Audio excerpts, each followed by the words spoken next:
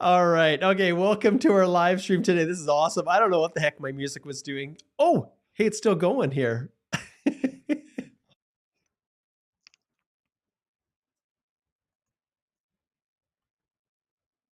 There we go. So I had multiple things going on here, you guys, at the same time. I was trying to figure out why the music was playing.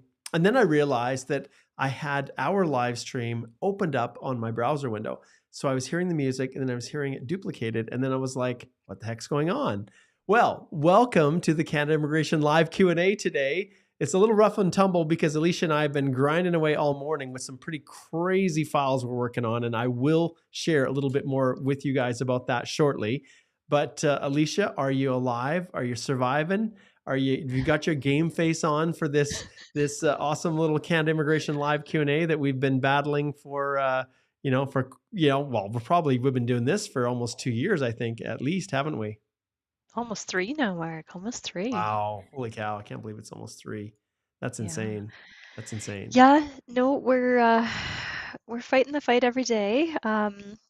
It's hard in Alberta right now. It's so smoky. It's a little bit kind of apocalyptic looking out there. The sky is orange, the sun is red. There's a lot of reduced visibility. So, yeah, my heart goes out to people who are under evacuation and having to leave their homes, Mhm.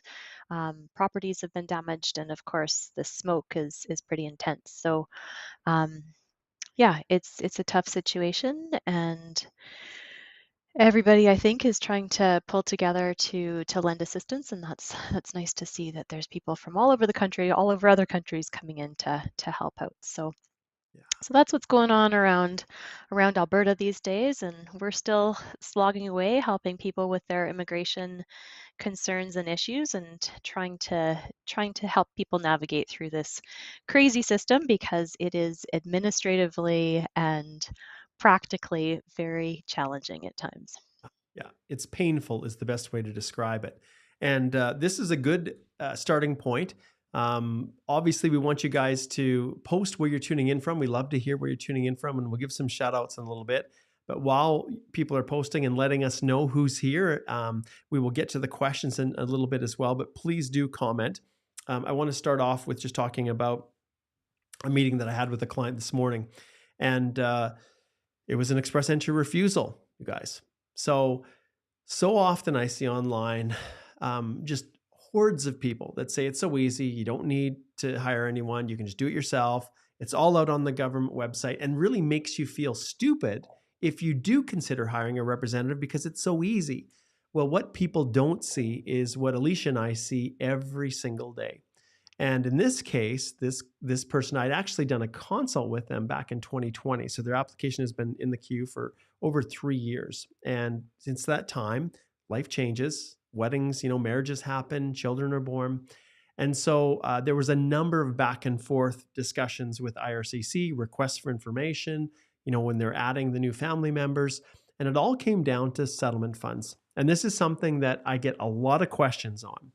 And it's how much do you need to disclose to IRCC about your funds? There are so many people out there that are saying you only need to include just a copy of the bank statement, for the past 6 months for the account you're currently using that has your funds in it. And is that enough? No, it is not enough. And if you look at the instructions specifically within the document checklist itself, there's those little question mark buttons that are beside each document that you're going to upload, as well as the IRCC's Express Entry Completeness Check program delivery instruction that the officers utilize when they're determining what's complete and what isn't.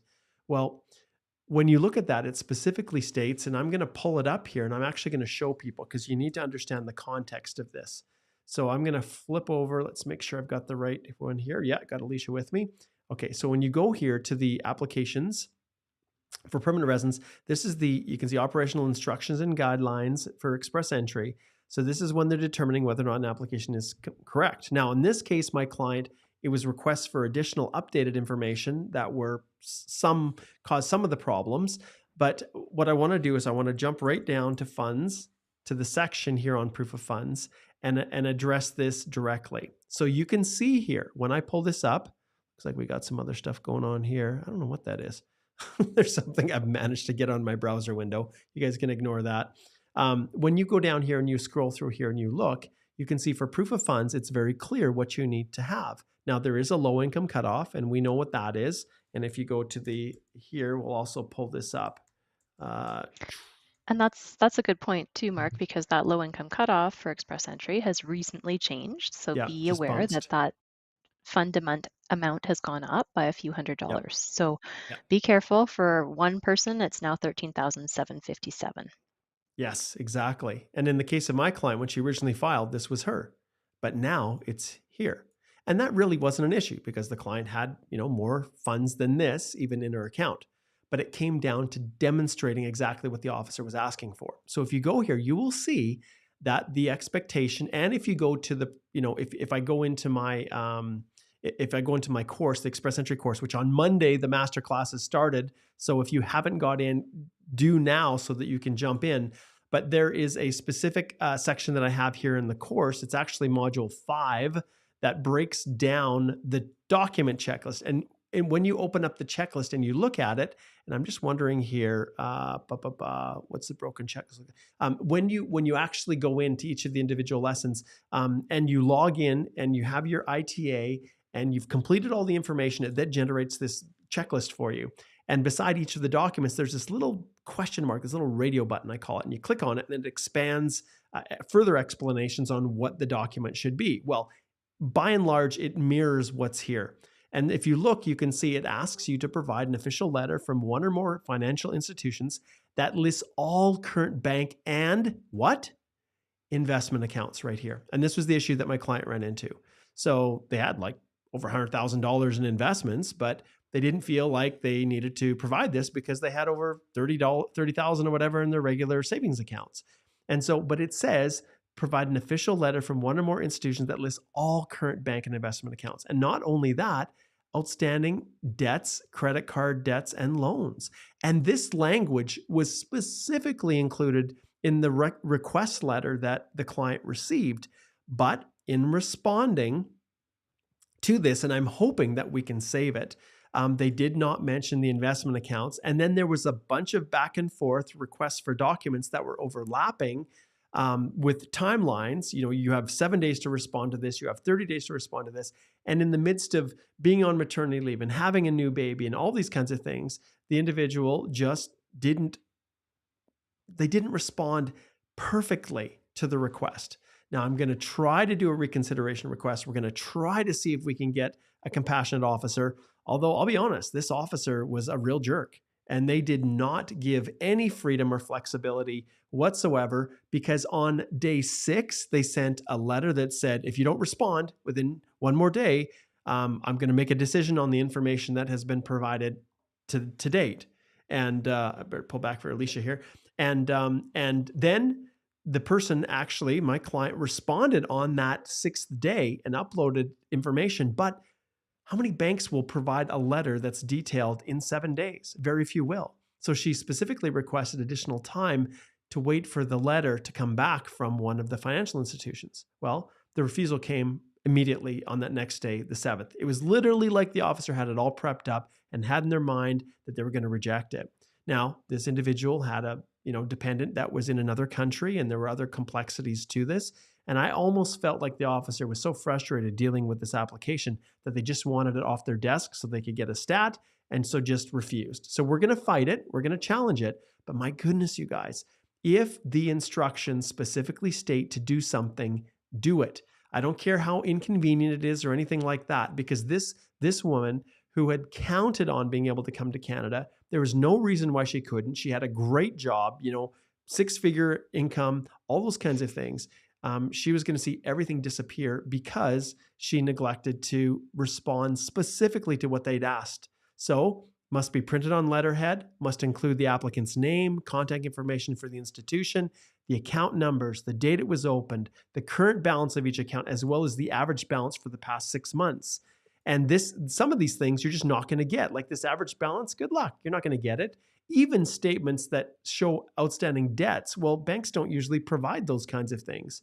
And so is a mortgage an outstanding debt? Is a loan for a car an outstanding debt? Well, arguably all of those are. So it's far better to be very, very comprehensive in your response. And that's exactly the stuff that we teach here in the course. And that's what we work with our clients at length. So now this client has a very, very steep hill to climb. And I'm really concerned. And the response is, be prepared that, even failing to disclose the investment accounts and us now trying to do it and ask for reconsideration, we may not be able to succeed. So don't believe any of the yahoos out there who say express entry is so easy. It's not the big stuff that you get rejected on. It's the little tiny tedious stuff. And having someone right there with you, in a collaborative way, going through and directly assisting you like we do in our firm is, it's going to help. So we'll leave it at that. All right. So that's my story, Alicia. Do you have any that you want to share?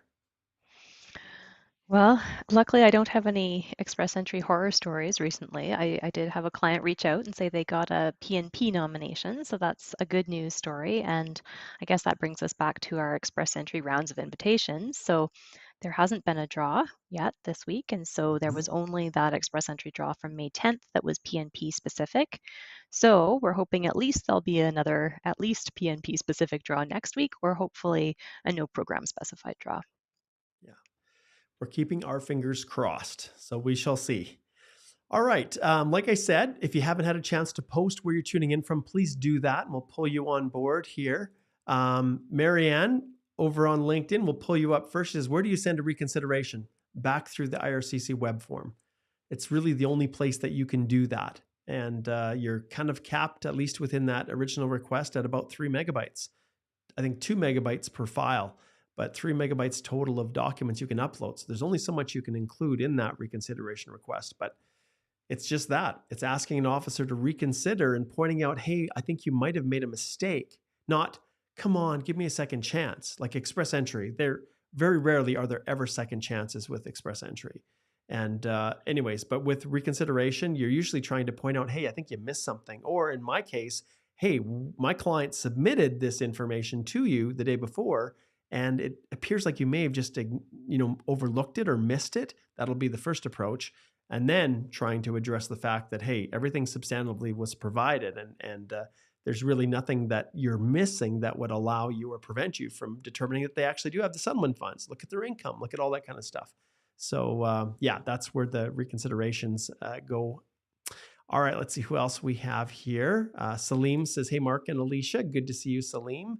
Oh, I love this one. Banny says, do PPR guarantee a visa? Alicia, do you want to just address that one just for Banny? So if you get a passport request, Alicia, does that guarantee that you are good to go and your dreams of receiving that golden Canadian PR have realized?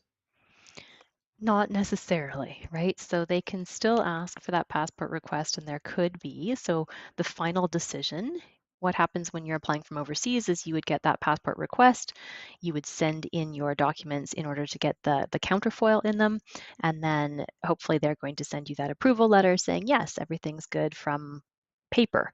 But of course, the final decision actually is going to be at the officer that you meet when you come to the Canadian border. So usually you're flying into Canada if you're living overseas, and it's finally up to the officer in front of you to determine whether they're actually going to give you that visitor visa or work permit or study permit. And so if something has gone on, if there is something that doesn't make sense in your file or your circumstances have changed, that officer is completely within their rights to cross-examine you about that, and you have an obligation to answer truthfully.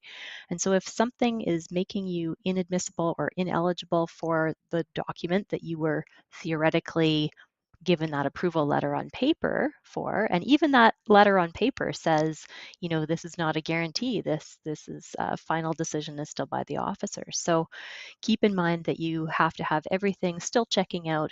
The documentation that you've provided still has to be accurate, and you still have to be truthful. And then it's up to the officer to make a decision to give you your document. Exactly. All right, we've got Facebook. Abdo, he says, hey, Mark and Alicia from Dubai. Great to have you there. So we've got LinkedIn, Facebook, and we have Taj, who's over in Abuja, Nigeria. Great to have you connecting in as well, Taj. Thank you. And we've got De Silva over in Nova Scotia. So thanks for connecting in. And those of you who are posting where you're tuning in from. We always love to see that kind of stuff. All right, let's see what else we have going on here. Let's jump into some more detailed questions. We will, let's just see here. We'll start off with this one, which is one of the first ones that were posted today. This is from Umang. It says, what are the best proofs for proving sibling residing in Canada? If a sibling doesn't have any local utilities in their name, but their spouse has, what's the way out? Hmm. What are your thoughts And so on this, this, Alicia? yeah, this applies for both provincial nominee programs and for express entry if you're claiming points for a Canadian sibling. And it's important to be able to prove, of course, the family relationship. So your birth certificate and then your sibling's birth certificate showing that you guys have the same parents. Sometimes that becomes a problem because lots of people haven't actually looked at their birth certificates and compared it with their siblings' birth certificates. And sometimes there are discrepancies in the parents' names or spellings or occupations or all sorts of things. So be careful with that.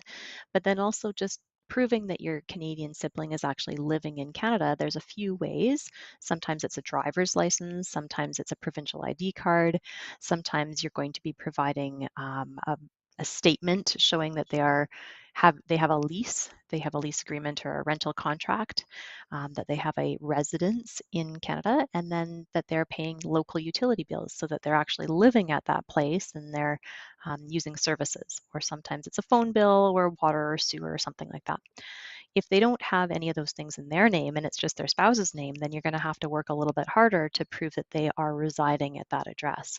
So you might be looking at a number of different documents to try to cobble together to prove your sibling is actually living there. And if it's a provincial nominee program, you usually have to prove they're living in that province. So not just Canada overall, but which province are you looking at if you're doing a PNP application? Great. Okay, we've got Susan is down in the US. So we'll give Susan a little shout out here before we jump to some more questions. Okay, I'm just going to pull up. There's some interesting questions that have come in. Let's knock off a few. Let's see here. Okay, here's a simple little one. Alicia, you can maybe address this one. It says, is it possible, Kevin says, to update the address after submitting my profile even multiple times? So this is in the context, I think, of an express entry, and Kevin's asking about address, which, for the purposes of the profile, like, maybe you can just talk about updating profiles generally. I think that might be a good place to start. Sure. So on Express Entry, you have your Express Entry profile. The minimum requirements, of course, to create an Express Entry profile would be having your education, so education credential assessment or proof of your Canadian education completion, as well as your language test results. Once you have those, you can create your profile. And sometimes you might move or things might change, and you might need to go in and update your Express Entry profile. And that is really important because, for example, if you were in Quebec and you moved out of Quebec, that's very important. You've got to update your profile so that it's clear that you're eligible for Express Entry. Even if you move other provinces or even within the province, it is good to make sure that your address is correct in your profile because you never know when you might get an invitation to apply. And once you have that invitation to apply, you can't change your profile. So yes, you can change your profile. Yes, you can change it multiple times. Once you've created your profile, it will be valid for a year. So 12 months to go in and hope that you get that ITA. But if things change in your circumstances, you should be going in and updating it to make sure it's correct. All right. Okay, let's see if we can tackle this one from Umang. How important is having a birth certificate for primary, secondary applicants and a sibling in Canada? This is tough because we're not quite sure the type of application that you're asking, but um, maybe let's just approach it from maybe a temporary application, Alicia, and the Mhm. role that birth certificates play in the family group.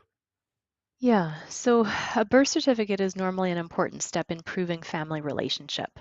So if you are trying to bring a spouse or children, then it's really important that you can be able to prove that you're legally married. So normally a marriage certificate for a spouse, and then a birth certificate would be for your children or potentially for grandchildren if you're bringing extended family members.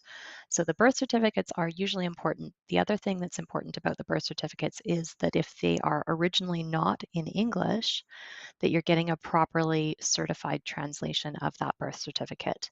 And just like I mentioned before, I have had a number of clients. Some countries are a little bit not precise about how they issue their birth certificates, or they reissue birth certificates a few times that are different than the original birth certificate. Immigration kind of knows where those countries are, and they're a little bit more suspicious about birth certificates that were recently issued. So just make sure that those documents are consistent.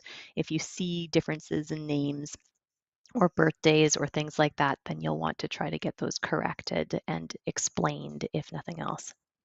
Yes. Okay, next question. This is, I'll tackle this one, Alicia. It's how long does an intercompany transfer take from South Africa? Okay, so an intercompany transfer is a work permit. Immigration does not really distinguish between types of work permit applications. So if we go here and we pull up temporary resident work permit South Africa, right now the average processing time is about 13 weeks. And, this was last updated just 2 days ago. So we have to assume that will be around that time. And you can go here to the IRCC processing times and you can do the same thing. Any processing time, they're pretty good about this now, having it relatively accurate. There's a couple things that have been quite surprising to me. One, that we've really been seeing processing time start to skyrocket as visitor visas outside Canada. Some places it's really fast and it goes quickly. But if we take a look at London, for instance, and I had a consult with a client, and this is another thing to point out, Alicia, when people choose to leave Canada, and anything can happen when you're gone. And so if we pull, actually, I got to pull up UK here. Just give me a second. QSTU. Okay, so if we go, yes, United Kingdom here, and we look at processing times, you'll see it's 336 days. So when she left, she had just obtained her postgrad work permit, didn't realize that she needed to renew her visa in her passport to get on the plane to come back. So then she applied, and she was trying to figure, okay, do I apply, in the country in which I live in Africa, or do I go through the UK?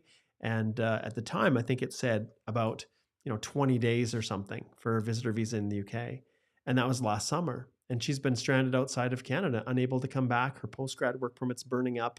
The time she hasn't been able to work because she's waiting, and she's probably at about 326 days right now. And so it's really, really crazy to think. And so it is extremely dangerous when you're choosing to leave. And I have another client that I just had a consult with this morning who, same situation, post-grad work permit has been applied for. And the question came up, something that I had never seen before, Alicia. And I think it's helpful to talk, about this in our group. But there's provisions when it comes to maintain status in Canada that say if you've got a valid permit, you apply to extend it, and you make that application before your current permit expires, you can continue to work on maintained status. But if that permit has expired already, or it's your first work permit or whatever it is, that rule doesn't apply. You have to wait until you actually receive the work permit to start work. Well, when you apply this concept to a postgrad work permit, this is something that I learned today that I actually didn't even realize. If you leave the country and you have a valid study permit and you have applied for your postgrad work permit and your visa is still valid on your study permit, if you leave the country and then come back in, you can, and your postgrad work permit has not yet been approved, you actually can continue to work, which is one of the exemptions that I had not realized before. And so we had this discussion with a client today, and he wants me to guarantee that if he leaves and comes back in, that based on that help center response or whatever program delivery instruction out there, based on that, I will guarantee that they will let him in and he can continue to work when he comes back. And I politely declined to guarantee him that, largely because everything on the website is policy and up to the interpretation of an officer. And I would never do it. But that's one exemption or one situation, Alicia, that I wasn't aware of. I just assumed that, if you have left the country and you applied and a decision has not yet been made on your postgrad, that when you come back in, you're treated like any other maintained status person, and you are admitted potentially, if the officer wants to, as a visitor until your work permit's actually approved. But that's not the case for postgrad, so they can come back and actually resume. So You'll learn something new every day. But my advice still stands. I recommended that he not travel. So, Well, all and right. here's the problem that I often see Yes. on postgrads is if they haven't yet had that postgrad approved, and this happens all the time, and I had another consult this week too. The TR to PR program kind of rears its ugly head in the long shadow of the TR to PR program because a lot of times students didn't realize that they weren't able to work. So the instant that they got their letter of completion, they were notified by their school that their studies were finished, or they got their degree or transcript. From that day on, they have to stop working entirely. This is exactly the Here's the question. question from Sager. Yeah. This is exactly the question. You have to stop working completely from the earliest of those things happening up until the day you submit your PGWP application. If you're working or you're continuing to work, even part-time or full-time during that period, you are working without authorization. And that would have to be disclosed. And it's something that could make you inadmissible, but worse yet, it would be misrepresentation to fail to disclose it. So if you did work without authorization, you have to come clean and say, hey, I didn't realize I worked without authorization. Here are the dates that I received my completion from my school. I should have stopped working until the day that I submitted my PGWP application. I'm very sorry. I've checked my pay slips. I was paid for whatever, 2 weeks. Here's proof, right? That would be the way to deal with it. And then at least you're being honest. Knock on wood, so far, when I'm looking at express entry clients who, when I talk to them, that realize that, oh my goodness, 3 years ago I worked without authorization.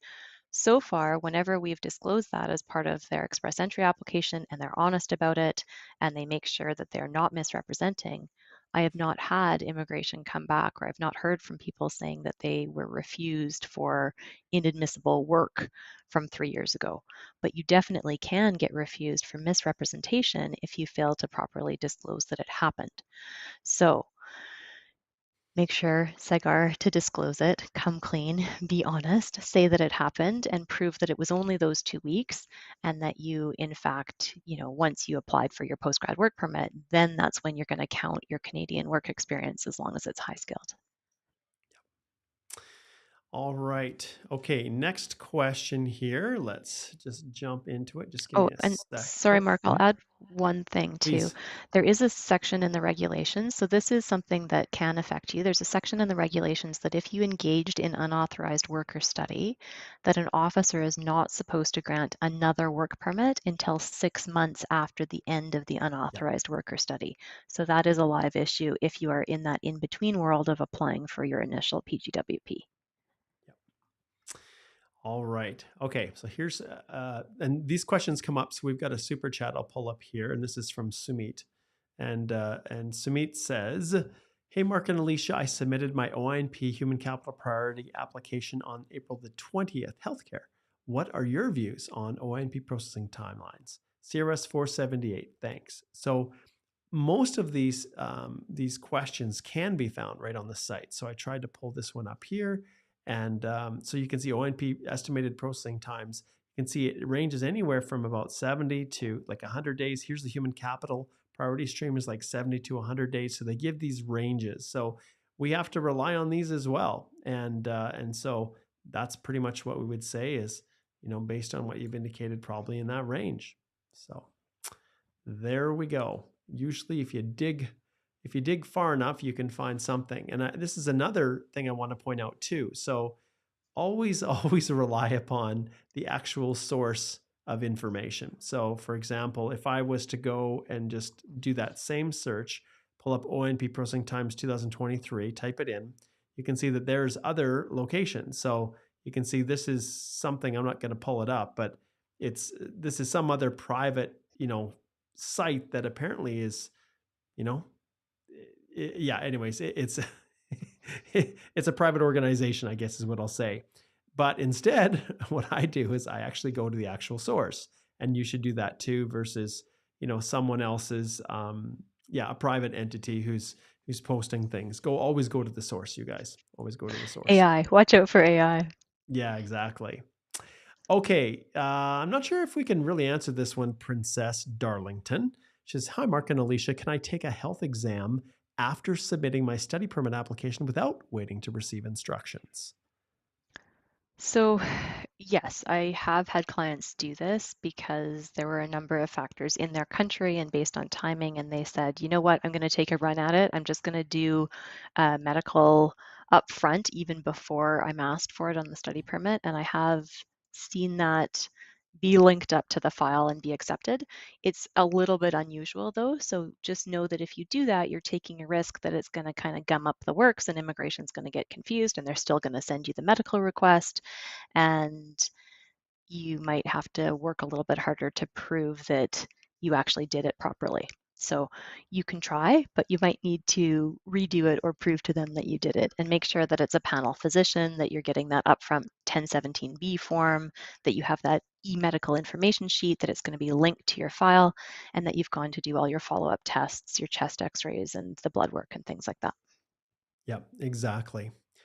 Okay, next question. I can probably tackle this one. Hussein says, hello, Mark and Alicia. I have only one reference letter for all positions and periods of work, but when submitting, I have multiple entries to upload files for each period of work. What do I have to do?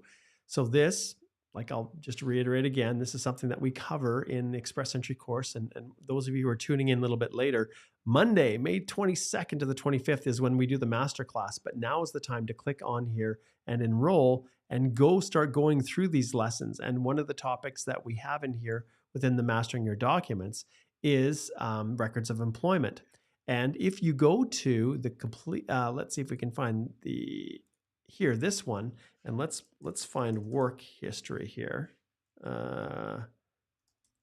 Let's see here, record, I think is what they call it, of employment. Oh my goodness.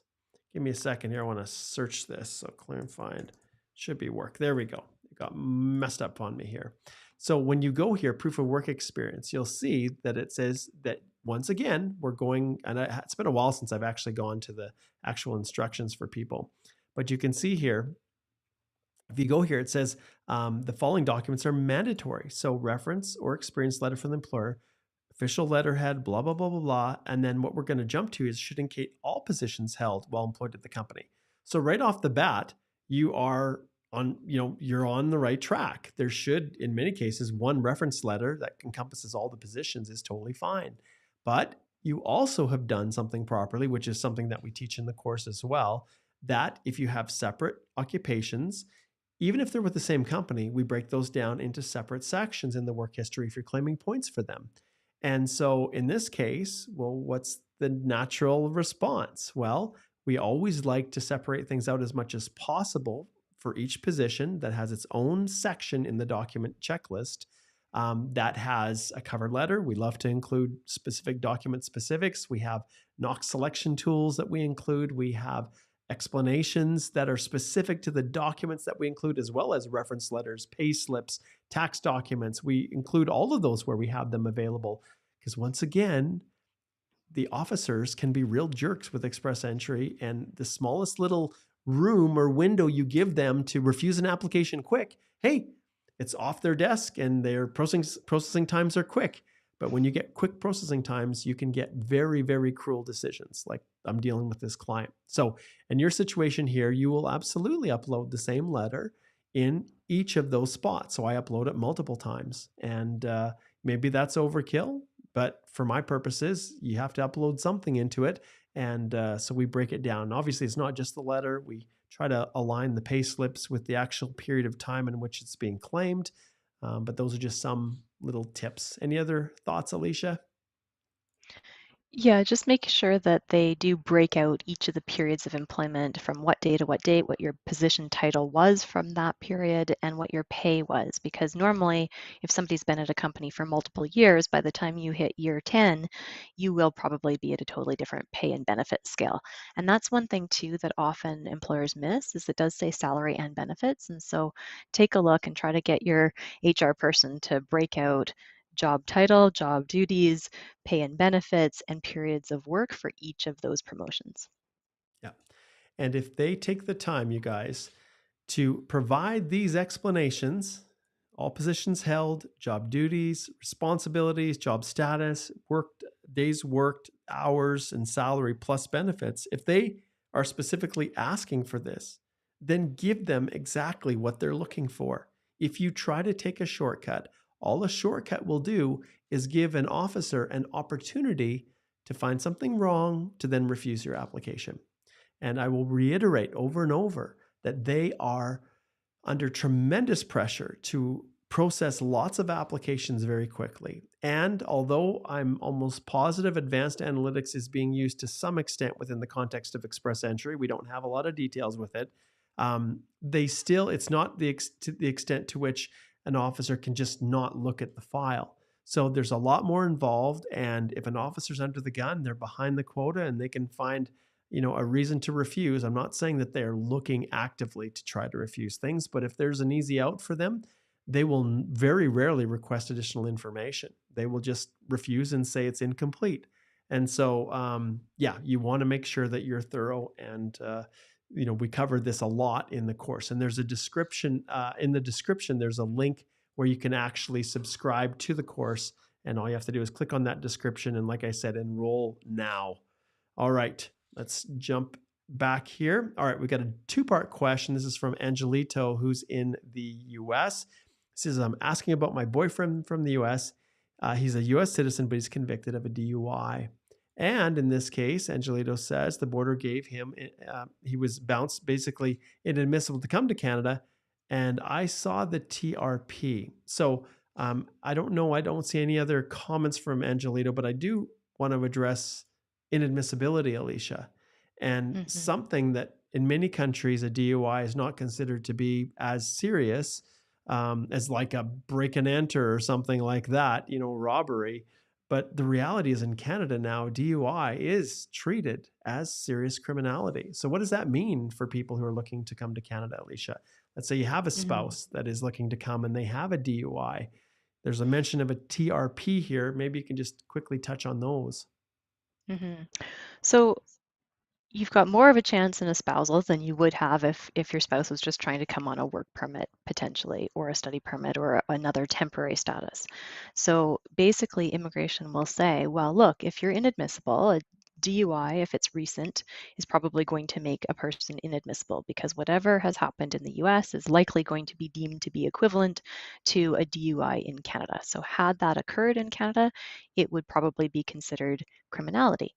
And depending on how serious that was, whether people were injured, whether there was aggravating factors, or the level of blood alcohol content, it might actually be found to be serious criminality, which is even worse. So, in terms of overcoming that criminality, it really does depend on when the completion of the offense was and what the legislation at the time was from the conviction. So, immigration will look at a few factors to try to figure out if it's possible for this person to be deemed to be rehabilitated due to the passage of time. That only applies if it's not serious criminality. If you're trying to sponsor a spouse who has active inadmissibility, one of the things that an officer can give is called a temporary residence permit, a TRP. This is not the same as a visitor's permit. This is a special permit where they are giving permission for that person to come to Canada. Sometimes it's only on a very brief basis, maybe a month or a few weeks, for a particular purpose, probably to visit a spouse. But it doesn't mean that it overcomes the inadmissibility. So a temporary residence permit means they're letting you in even though they know you're inadmissible. You have to convince them that you're not going to be a risk to the Canadian public, and the reasons for you being in Canada outweigh the potential risks to Canadians. Now, if you want to sponsor a spouse who's inadmissible, you can't do so unless and until that spouse is going to get some sort of rehabilitation application submitted or continue to go on these temporary residence permits long enough that they would be able to be to find a way to overcome that criminality. But the TRP itself is not going to fix the problem. So the sponsorship basically is put on hold until you can get deemed rehabilitation or an actual application for rehabilitation approved, with potentially in the meantime continuing to extend those TRP applications. Perfect. All right, let's jump. Here's Haiti has a question. She says, what time do you do the Q&A for the masterclass next week? Haiti, we do it from 4 to 5 p.m. Mountain Time. So that's 6 to 7 p.m. Eastern Time, and unfortunately 3 to 4 Pacific. But the good thing about the master classes is that it's all in our private group. And anyone who has a question that they are not able to attend live can post it in the group. And every single live is recorded and available to watch for as long as you need it. Essentially, it's up there. So that's one of the advantages, of the group, is that there's no question that goes unanswered. Unlike in here, Alicia and I only have a certain amount of time. We've got about 14 minutes left, and so we'll get to a few more questions here. But yes, the link is in the description to subscribe, and I hope you guys join me. It is, I love having people come on and just express appreciation. We love, when you go to our firm website and any questions you have, obviously you can just click speak to a lawyer here, but we just love when people leave reviews for us. And it really gives us a very clear picture of how well we're doing as a firm, because realistically, probably 10% of people will leave a review. But we work very, very hard for this 4.9 star rating, and there's no difference between just being there to guide you and instruct you. And you can see we've got a ton of free resources that I want to point out too for those who don't get their questions answered today. We have our blog post, we've got our podcast that you absolutely have to go check out. Alicia and I, we just released one just a couple days ago, Deemed Knowledge, what if you hired someone illegally? And it's all about the whole foreign worker world. And then Igor and I have been pushing ones out on QET, the Canada-Ukraine authorization for emergency travel. So we've got a lot of content in there. And of course, like I said before, the blog post itself is just chock full of up-to-date articles and information to help you. And so you definitely want to check out what we've got posted there, because those change all the time as well. And all right. Yes. Mark, speaking of your deemed knowledge and the podcast that we just did on whether you've hired somebody illegally, I wanted to jump to King KL's question, because I'm a little bit worried about that one. Okay, let's do it. I'm going to flip back here and we'll pull up. Yeah, King is saying, greetings to all of you. I'd like to ask if it's possible as an LMIA holder to hold 2 jobs a day. Second job is a night shift after finishing the day job under LMIA permit. So right now, alarm bells are going off in my head, because when your employer applied for that labor market impact assessment and you get the work permit, your work permit is going to be employer specific. So it says employer and it says the specific company that you're able to work for. And that is it. That is all. If you're saying that for your same company, you're working 2 different shifts and one's a night shift and one's a day shift, that might be possible, but it would have been clear in the LMIA itself what the hours of work were. So your company that you're working for would have had to apply for that LMIA and would have had to say, okay, King's working a day shift and a night shift. Here's how overtime works. Here's how, wages are getting paid, what the hourly wages are, and what the overtime wages are, if overtime is applicable. But if you're saying that you're potentially working for a totally different employer outside of your LMIA, an employer that's not named on your work permit, this is really bad news. That means that you are almost certainly working illegally, and that company is employing you without authorization, and they are illegally employing you. And it would be bad for you because you're working without authorization, and it's also really, really bad for the company. So there are criminal fines potentially, there are serious repercussions under the Immigration Refugee Protection Act, and that's what we talk about in the podcast. Yeah, exactly.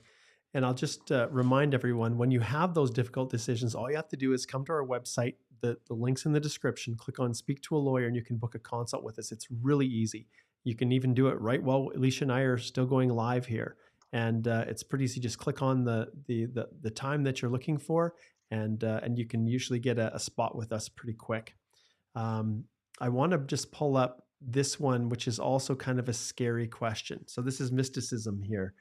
Previous employer refused reference letter was mentioned in the pre-ITA application. So I'm assuming that the work history was listed in the work history section in the profile, express entry profile. Additional work experience was added post invitation to apply to complete 3 years. Should the previous employer be shown in work in the work experience section or in the personal history.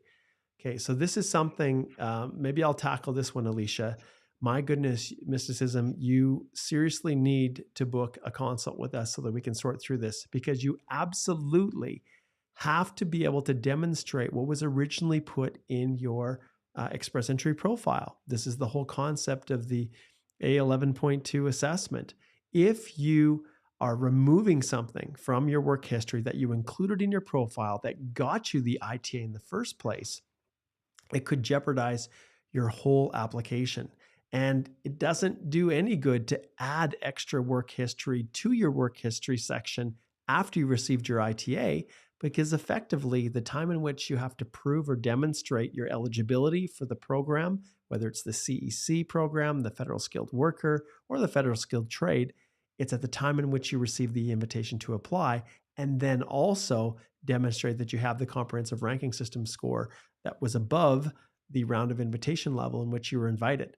And so it seems to me like you're suggesting that, hey, I can add this other work history that's easier to get a reference letter for to make the 3 years, but maybe you didn't disclose that or include that fully in the initial express entry profile. And maybe I'm misreading this, Alicia, but you need to be very, very careful, because, and in the course we have specific sections that talk about what to do if you can't get a reference letter or if your letter is deficient. We talk about that. We cover that in the course, and there are alternative things that you can do. But I don't know if you have any thoughts on this, Alicia, but some huge warning signs, because if a person does this, they remove something from their work history and say, oh, I'll just include it in the personal history. Well, it doesn't work that way. And if you remove it and don't provide evidence, and that was what you really got you your ITA in the first place, your whole application is pretty much doomed for failure. Yeah, like think about everything that you've claimed for points. So anything that you claimed for points is like you're stacking a little bit of a house of cards, right? And you've got those layers of what you've claimed for points. And if you take out the bottom card because you no longer can rely on that employer to give you that reference letter, then the whole thing falls down because you can no longer prove that you had that many hours of high-skilled Canadian work or foreign work experience, for example. So be super, super careful. This sounds like not a good situation. Yeah. This is where, let's see, I think I've got yes, I can ring the quiet little triangle. And also, I forgot, Minister Fraser says, also, you better make sure that you don't mess with your profile. All right. Yeah, he did a little cameo there. He's back. Okay, I want to touch on this LinkedIn question from Marianne, and thanks for your patience, Marianne. I've been meaning to get to this one, and it just kind of keeps sliding down. She says, the Alberta Provincial Program that supports relative inside Alberta, does it require 300 points to be invited under this program? So what Marianne is really talking about is the factors that the Alberta Advantage Immigration Program, the Alberta PNP, what they're looking at in the context of express entry draws. And more so than ever before, Alicia, have they been transparent in some of the factors that they look at. So if you go through the express entry draw is essentially available for people who have an active express entry profile. And then the question is, what is the cutoff? Well, yes, 300 is the cutoff in terms of that particular program for comprehensive ranking system score. So if your scores are lower than 300 and you meet some of these factors, then you won't be eligible, because they do have that as a cutoff. And I don't think they've removed that. But if you look at this, they now show the parameters. And not only do they show the parameters, so 25% are allocated for in-demand occupations. And for many years, people didn't realize. Well, I knew, because I knew the resources that they used and I shared it periodically with people. But the Alberta Occupational Outlook and the high and moderately high demand and short-term employment forecast, this is really where you can get an idea of the occupations they're looking for. But you'll see here as well that in-demand occupations who have a close family connection. So parent, child, brother, sister in Alberta. So that's kind of what we're getting at. That's what's really being alluded to here for Marianne. And so there's your answer, Marianne. It's within that category. With the other ones, the Alberta Opportunity Stream, they don't focus so much on human capital as they do just minimum standards, minimum language, minimum work experience, and that you fit into some of the general provisions that they've set for that program. All right, let's tackle a couple more questions here. And if you are asking a very, very specific question, it's one of these ones where I ring the little triangle And I'd encourage you to slide over and book a consult with Alicia or I, and we can kind of sort that out for you. But we're trying to pick out ones that are going to be the most benefit to people that are watching. So, okay, let's see here. And questions like Ashraf, I'll just post yours up here. Just go to the IRCC processing times and take a look. That's the best way, Ashraf, to figure out if you applied for your student visa. How long does it take to get it approved? And remember, the processing times are always backward looking. So there's no guarantee that what you see today when you file an application is going to be what the processing times are actually going to be. And that's what the client that had the issue leaving Canada and then applying for her TRV to come back in, originally when she looked at it, the processing time said 20 days. So that's why she chose to apply through the London visa office, or at least that location, versus a different one that seemed like it had longer processing times, and then everything just flipped. And then, Mark, just one thing I did want to update about the Alberta Advantage Immigration Program is that there has been an announcement that there will be new opportunities for tourism and hospitality workers. However, AAIP has not yet released the details on how that stream will work. They said they're going to in the coming months, as Minister Fraser likes to say. So Yes. AAIP is also saying that there will be a new program that's going to be starting for tourism and hospitality workers, but they haven't released the details of that yet. Yes. And they do break down, you can see here, the Alberta Opportunity Stream, which we talked about, the Express Entry Stream and Accelerated Tech Pathway, a dedicated home care pathway, priority sectors, and then, this Express Entry Stream with family and rural renewal stream. So you can see what's missing from there is that one that Alicia talked about, but we should be able to see some things popping up on there fairly quickly. All right, let's see. I think we've got time for just a couple more. Let's see here. Okay, let's clarify this one for this anonymous lad. So he says, hey, Mark, we are a same-sex common law couple in Africa, in a country with strict anti-gay law country. We're awaiting, so they're waiting for an ITA. Do we do medicals up front as a couple or individually? I'm the primary applicant. So Canada is going to look to see whether you fit the definition of a common law couple according to Canadian law. So even if you don't meet a common law couple definition in the country where you're currently residing, as long as you meet the definition for Canadian law, then you would say that you're a common law partner. And if you're a common law partner, you want to make sure that your spouse is also included or disclosed as part of your application, because otherwise you can run into misrep. So certainly if you plan to include your spouse and have that spouse come with you to Canada, then eventually both of you would want to do an upfront medical exam and include that as part of the preparation for your express entry. I'm assuming it's express entry, ITA. Yeah, perfect. Okay, well, we're on an Alberta roll. Let's finish off with Divine. She says, hey, Mark, do I need proof of funds for non-express entry PNP Alberta if I'm already in Canada and have a full-time job? Hopefully, you're already in Alberta with a full-time job. Do I need proof of funds for non-express entry PNP if I'm already in Canada and have a full-time job? So that's Alberta Opportunity Stream. And that's a great question. And if you look at the specific requirements for the Alberta Opportunity Stream, there was a time, and I'll give you a little bit of history. So there was a time when they created it where they had some pretty stringent requirements when the program was first created. And so there was minimum income thresholds that people had to meet in order to qualify. But then over time, after they realized the complete gong show that it was creating, because they had these real finicky rules, they removed it. They pulled it away. And so if you look at the Alberta Opportunity Stream, which is a non-express entry PNP, if we slide back over here, when you it's the Alberta Opportunity Stream right here. And actually, maybe, Alicia, what we'll do is we'll see if we can jump right in and just show the folks themselves. Let's see, streams for workers. Let's see if I can find, I'll just do a quick, pull it up this way. Eligibility. Yeah, the eligibility criteria. Yeah, we'll just pull that up quick and then we'll just show. So and this is kind of a summary. And so you can see here, residency, occupation, language, education, work experience, eligible job offers. There's no specific heading for proof of funds because they have removed that. And in the context of the federal program, so I shouldn't say federal program, in the context of the federal part of this process, because once you get your nomination, then you have to submit your application through the PR portal. That process doesn't specifically require funds as well. or either. However, the key part of all of these PNP applications is that you, and this is where sometimes a lack of a job or funds or issues like that can come back to bite you. If you are in a position where you don't have a lot of resources and you don't have an active job, your obligation is to demonstrate that you can economically establish yourself in that province. And so sometimes that can be an issue. But if you've got a job and you're in Alberta and you're working and you're going through the Alberta Opportunity Stream, there is no minimum income that you have to provide like there is in some other provinces, mostly because they know you're working, and that's their barrier.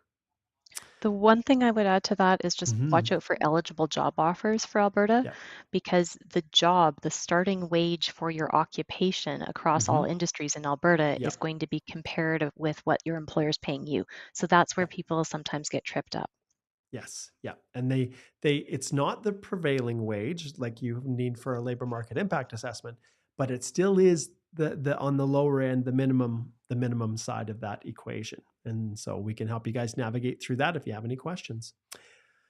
All right, Alicia, let's wrap this critter up. And we want to thank all of you guys for joining us today. We had another great live Q&A, and this one was all about Canada immigration. And yesterday I talked kind of more focused on express entry. My Wednesdays are a little bit more on express entry, but thanks so much, Alicia, for joining. We've got a lot of really neat things happening in the firm and a lot of new things that are going on. Alicia and I are getting ready to head to Ottawa. Hopefully the flights won't be, under strike or something like that, and we can't get on a plane, but we're keeping our fingers crossed on that front. They can sort it out, WestJet, or, maybe we'll have to be doing some shifting around with our flights. But Ottawa, the beginning of June, I'll be heading out March 31st. We've got our national conference in Ottawa, and Alicia was the co-chair of it. So I'm really excited to see the fruits of her labors and how hard she's worked while representing you guys and giving all those 5-star reviews on our Google reviews while she's doing all those things. It should be a really, really fun time. So we're looking forward to it. And if you haven't heard and didn't tune in yesterday, Igor has started his articles with the firm. So we're excited to have him complete his articles with us, which are precursor to becoming a fully practicing lawyer in the province of Alberta. So we're excited to have him on board as well. All right, Alicia, I think let's wrap this up. Thanks, everybody. We'll see you again next week.